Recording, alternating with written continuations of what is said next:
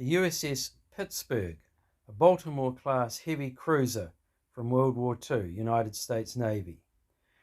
Atlantis Models put this kit out in 2019 in 1:480 scale, and it is a remake of the Revell 1954 kit. It's still, the plastic is good quality and it was an easy build. The ship had an interesting history. The bow became separated from the hull of the ship in a large storm in the North Pacific near Iwo Jima towards the end of the war.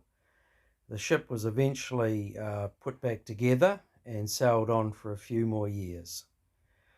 I chose to build this in the 1:480 scale because it would be similar to the Hasegawa Yamato kit that I built, which is in 1:450 scale.